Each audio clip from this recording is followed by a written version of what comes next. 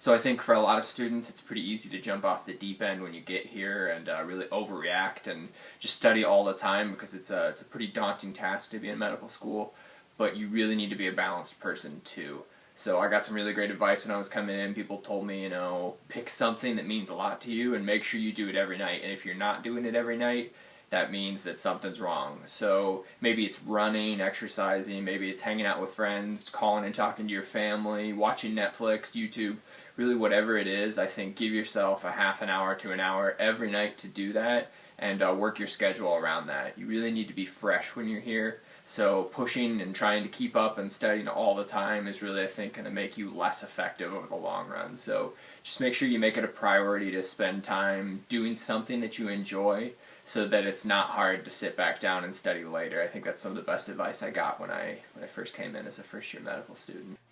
So, from the beginning of the application process, I had spoken with a lot of different medical students and a lot of doctors who told me that it's important to prioritize things that are essential for you when you start medical school.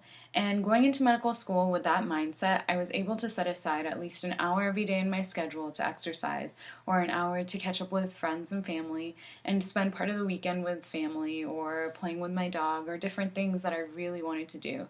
And beginning with that really helped me because I continue to improve on it, and I'm certainly not perfect. And it really does help me that my family and friends are so supportive with me in this entire process. But it also helped me stay focused. And knowing that I have this hour or so break every day to do things that I love helps me get through studying a huge textbook or going through a lot of lectures or even just get through the day. And a lot of times I did have to readjust things that were important to me. So something that I really loved doing was reading, and now I listen to a lot of audiobooks because it is an improvement on my time management skills, and it's something that I can do in the car or while making food and doing stuff like that. So it's something that I had to get adjusted to, but it is something that helps me.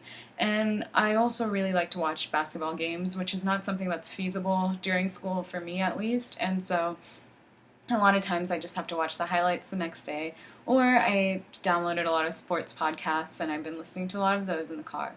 And it's just a way of streamlining things that are significant to me, but maybe not the highest priority, and just being able to still complete those things that I would have wanted to do early on, but being able to do it while I'm doing other things like exercising or making good food or doing things like that. And a lot of times just being able to have those goals in mind and establishing those goals from the beginning really helped me with this process.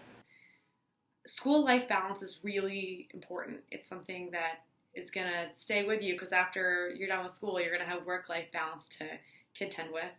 For me, time management is really how I do it. Time management's important for all kinds of reasons.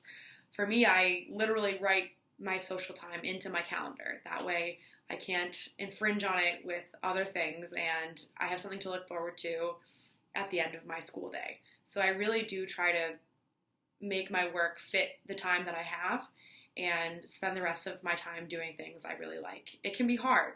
It can be hard to fit in things that you really care about, but really setting aside the time is the best way to make sure that you're getting the most out of your life as a person as well as your life as a student.